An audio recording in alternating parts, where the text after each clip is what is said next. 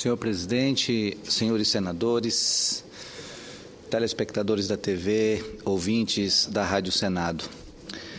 Inicio meu pronunciamento informando com alegria que hoje o Senado Federal recebe a presença do ex-presidente Lula, que veio participar no auditório Petrônio Portela do ato de lançamento da candidatura do companheiro Rui Falcão à presidência do Partido dos Trabalhadores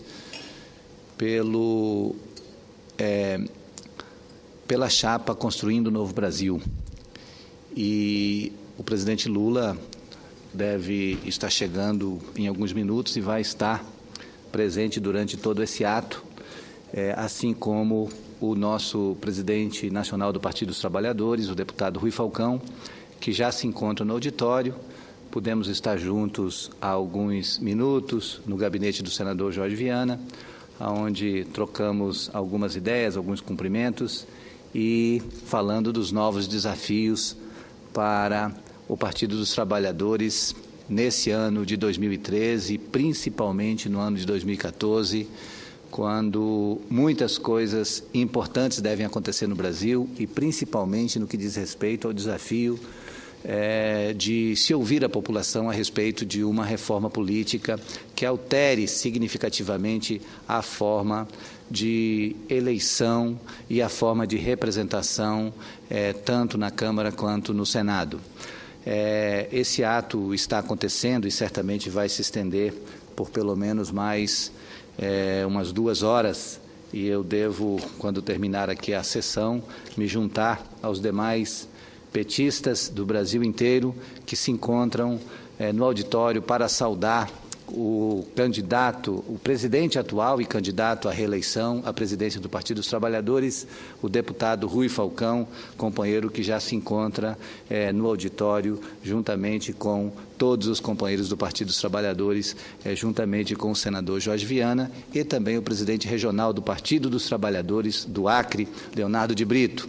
Inclusive, a esse respeito, saiu uma notinha ontem no jornal, dizendo que eu e o senador Jorge Viana estávamos incentivando outras chapas ao Diretório Regional do Partido dos Trabalhadores do Acre, e, na realidade, nós temos trabalhado com o máximo empenho no sentido de que haja unidade interna dentro do Partido dos Trabalhadores, ainda que hajam posicionamentos diferentes. É importante que haja unidade, porque, na medida em que se chega a um entendimento interno, o diálogo com a sociedade se dá de maneira muito mais transparente. Então, a nossa posição é de que, independentemente do número de tendências que o Partido dos Trabalhadores tenha, é importante que haja um entendimento no sentido de definir bandeiras que venham a unificar o Partido dos Trabalhadores e os demais integrantes de partidos também com a sociedade no que diz respeito à busca de melhores caminhos para o Brasil. E, logicamente, que as propostas do Partido dos Trabalhadores, que têm uma forma própria de ver o Brasil e de apresentar soluções para o Brasil, é importante que a gente consiga unificar alguns pontos de vista dentro do partido para oferecer à sociedade e oferecer aos demais partidos que compõem a variada democracia brasileira. Mas, terminado esse registro, senhor presidente, eu gostaria de complementar um pronunciamento que fiz na tarde de ontem a respeito do Índice de Desenvolvimento Humano dos Municípios Brasileiros, documento divulgado no final de julho pelo PNUD, o Programa das Nações Unidas para o Desenvolvimento, e registrar que também no Acre temos tido avanços importantes na área da educação entre os anos de 2000 e 2010, período em que tivemos os governos do governador Jorge Viana, governador Binho e agora também com o governador Tião Viana. Podemos dizer, por exemplo, que em 2010 o percentual da população acreana entre 11 e 14 anos que frequenta a escola era de 92%.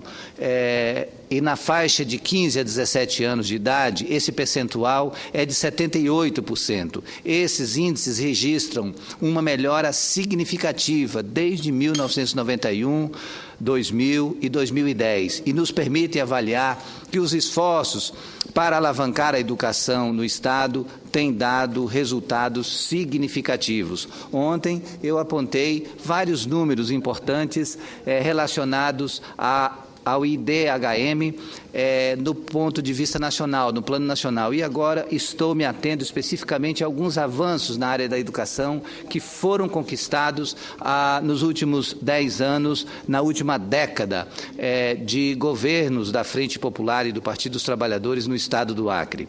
Os dados mostram que não apenas o estudante está na escola, como houve melhora também no que diz respeito à relação entre a faixa etária do aluno e a série adequada para a sua idade. Assim, o percentual de estudantes de 18 a 24 anos que ainda estavam frequentando o ensino fundamental caiu de 9,14% no ano de 2000 para menos da metade em 2010. Ficou em 4,24%. Esse é o percentual de estudantes de 18 a 24 anos que ainda estavam fazendo o ensino fundamental. Caiu de 9,14% para 4,24% em 10 anos, entre 2000 e 2010. Por outro lado, cresceu o percentual de jovens nessa mesma faixa etária com ensino médio completo. Era de 17,15% em 2000 e passou para 38,35% em 2010. Outro dado positivo é que também cresceu o percentual dos estudantes de 11 a 13 anos de idade que frequentam os anos finais do ensino fundamental ou que já concluíram essa etapa. Subiu de 41,67% para 75,96% no mesmo período. Entre 2000 e 2010, observamos ainda que em todas as etapas do ensino tivemos um crescimento de frequência no ensino básico, no ensino fundamental, no ensino médio e principalmente no ensino superior. Ou seja, em todas as etapas do ensino tivemos um crescimento na frequência. Em 2000, por exemplo, apenas 2,85% da população de 18 a 24 anos no Acre frequentava o ensino superior. Apenas 2,85% da população entre 18 a 24 anos. Em 2010, esse índice subiu para 10,5%, um crescimento realmente expressivo. Cresceu quase 5 vezes o número de jovens nas universidades do Acre entre a faixa etária de 18 a 24 anos. Em outro exemplo interessante, os dados mostram melhor aproveitamento escolar nos anos básicos de formação do aluno. O percentual dos alunos de 6 anos a 17 anos que nunca foram reprovados subiu de 42,62% em 2000 para 58,21% em 2010. É o aluno mais interessado e inserido numa educação mais eficiente. Esse número ao qual eu me referi são os alunos que estão absolutamente adequados na soma idade-série, na relação idade-série. É o aluno que nunca sofreu nenhuma reprovação entre os 6 e os 17 anos. Aumentou de 42,62% em 2000 para 58,21% em 2010. Para concluir, gostaria de destacar também que o analfabetismo, um problema que atinge a região norte e suas grandes distâncias, também apresenta redução significativa, segundo os resultados apresentados pela pesquisa do PNUD, em parceria com o governo brasileiro e obteve várias outras informações importantes aqui. No Acre, a taxa de analfabetismo da população de 11 a 14 anos de idade era de 30,93% em 91. Esse percentual caiu para menos da metade no ano de 2000 para 12,18% e ficou em 6,64% em 2010. Esse número caiu para menos da metade do que era em 2000, que era 12,18% e ficou em 6,64% em 2010. Essa é a taxa de analfabetismo da população entre 11 e 14 anos de idade. Já a taxa de analfabetismo da população de 15 anos a 17 anos de idade caiu de 10,91% em 2000 para 4,47% em 2010. Essa é a taxa de analfabetismo da população de 15 a 17 anos de idade, que caiu de 10,91% em 2000 para 4,47% em 2010. Outro dado importante é que o jovem adulto no Acre também está superando o analfabetismo. Esse índice entre a população de 25 anos a 29 anos de idade diminuiu de 19,38% em 2000 para 9,03% em 2010. São resultados como esses que nos motivam a manter o foco e o trabalho constante na melhoria da educação do Estado do Acre. E vale a pena ressaltar que esse dado levantado pelo Programa das Nações Unidas para o Desenvolvimento, o PNUD, em parceria com o Instituto Brasileiro de Pesquisa Aplicada, o IPEA, são números bastante interessantes que mostram o quanto o investimento feito em educação durante os dois governos do governador Jorge Viana e também durante o governo do governador Binho, com o reforço que está acontecendo agora com o governo do governador Tião Viana, tem trazido resultados muito expressivos para o Acre na área de educação. E, logicamente, por conta disso, nós tivemos uma elevação importante do Índice de Desenvolvimento Humano Municipal, também no Estado do Acre, a partir desses investimentos feitos, e, por isso, tem esse nosso registro otimista. Um registro otimista porque foi fruto de um trabalho intenso do governo do Acre durante essas gestões do Partido dos Trabalhadores e também dos partidos aliados que compõem a Frente Popular através desses governos, do governador Jorge Viana, Binho Marques e agora com o governador Tião Viana. E para encerrar, senhor presidente, senador Paim, eu quero informar também a todos os cidadãos acreanos que já concluí o relatório ao PLC número 43 de 2013, de iniciativa da presidenta Dilma Rousseff, que restabelece os fusos horários do Estado do Acre e de parte do Estado do Amazonas, que haviam sido alterados pela lei número 11.662, de 24 de abril de 2008. Vale ressaltar que essa lei proposta pelo senador Tião Viana, ela foi motivada muito corretamente em função de prejuízos econômicos, sociais e culturais decorrentes do atraso de 2 horas do fuso horário aplicado ao Estado do Acre em relação ao fuso horário das regiões Centro-Oeste, Nordeste, Sudeste e Sul do país.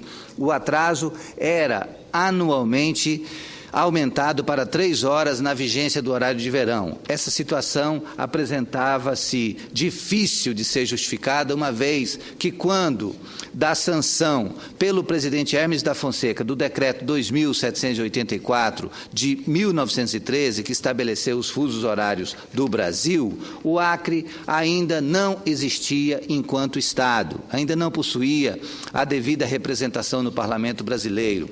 Os meios de comunicação e transporte eram rudimentares.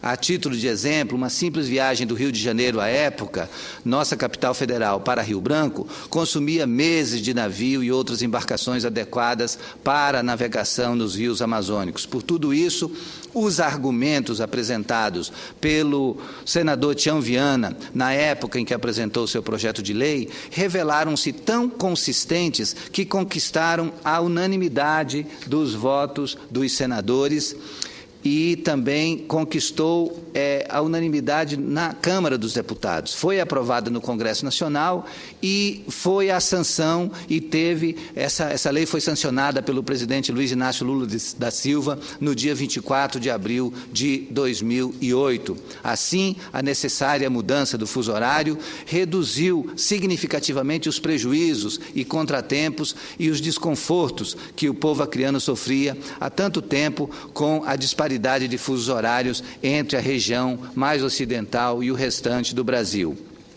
Inicialmente, esse projeto de lei do senador Tião Viana, transformado em lei e assim que entrou em vigor, ele causou uma polêmica e dessa maneira teve tantas pessoas que defendiam a mudança do fuso horário e a forma como foi modificada, reduzindo de 2 horas para 1 hora a diferença de fuso horário do Acre para Brasília, principalmente, mas uma parte da população importante contestou. Então, teve pessoas que defendiam tanto a manutenção das 2 horas de diferença, quanto os que pleiteavam a manutenção da diferença estabelecida, da nova diferença de 1 hora. Então, essa mudança foi muito polemizada e resultou num movimento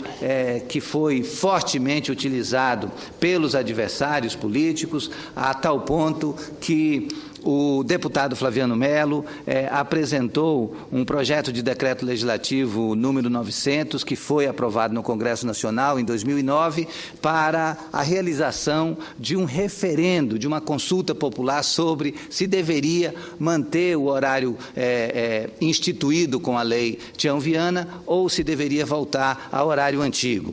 Esse projeto de decreto legislativo foi aprovado e aconteceu o referendo nas eleições de 2010, exatamente no segundo turno das eleições de 2010, e teve uma disposição demonstrada pela população com 56,87% dos votos, defendendo a volta do antigo fuso horário, ao passo que 43,13% dos acreanos optaram pela manutenção do horário como foi instituído pela lei Tião Viana. Para que o resultado do referendo produzisse efeito, seria necessário uma nova lei, e esse projeto foi apresentado no Senado pelo senador Pedro Taques, aprovado também por unanimidade e levado à sanção presidencial, mas a presidenta Dilma vetou integralmente esta proposição sob o argumento de que o projeto extrapolava o resultado da consulta realizada, uma vez que o projeto inicial do senador Tião Viana alterava os horários do Acre, parte do Amazonas e unificava o horário do Pará. E dessa forma, quando se fez o referendo no Acre, só se levou em consideração a mudança do Acre e a volta do Acre, do horário do Acre de 2 horas em relação a Brasília. Exatamente por essa incongruência, a presidenta Dilma decidiu vetar o projeto que foi aprovado no Senado, tentando implantar o resultado do referendo, e exatamente por isso acabou havendo essa demora toda que a população cobrava da gente uma resposta. No final, a presidenta Dilma, depois, assim que vetou a proposição, ela encaminhou ao Congresso Nacional a mensagem de número 595, de 21 de dezembro de 2011, e esse projeto, aí sim, promovendo o retorno apenas da hora legal no estado do Acre e de parte do Amazonas, e mantendo a alteração da Lei 11.662, que é exatamente a Lei Tião Viana, para o estado do Pará, ou seja, a unificação do horário no estado do Pará se manteve. Esse projeto da presidenta Dilma foi aprovado por unanimidade na Câmara dos Deputados, à exceção do posicionamento contrário do deputado Cibá Machado, de tal maneira que chegou aqui ao Senado esse projeto já com a decisão da Câmara. Foi aprovado o PLC 43, chegou ao Senado e veio à apreciação veio a apreciação da Comissão de Assuntos Econômicos, aonde eu fui designado relator. Então, eu estou apresentando o relatório, já foi entregue à Comissão de Assuntos Econômicos e vamos certamente tê-lo aprovado o mais depressa possível para que aconteça aquilo que a população pediu nas eleições de 2010, no segundo turno das eleições de 2010, durante o referendo que consultava sobre a volta ou não do fuso horário antigo. Minha posição pessoal é de que vai haver um grande transtorno. A população vai ter que se adaptar a essa mudança novamente, porque, querendo ou não, houve todo um processo de adaptação, seja em relação ao horário escolar, seja em relação ao horário de expediente, horário de trabalho das pessoas, e isso tudo vai exigir um esforço grande da população. A própria grade horária da programação televisiva também sofre uma alteração quando tem essa mudança de 2 horas em relação a Brasília e chega a ser de 3 horas durante o horário de verão. E não custa lembrar os transtornos causados pelo retorno do fuso horário anterior, que também foi significativo. Vai ter que ter nova adaptação ao expediente funcional e comercial, bem como ao horário escolar.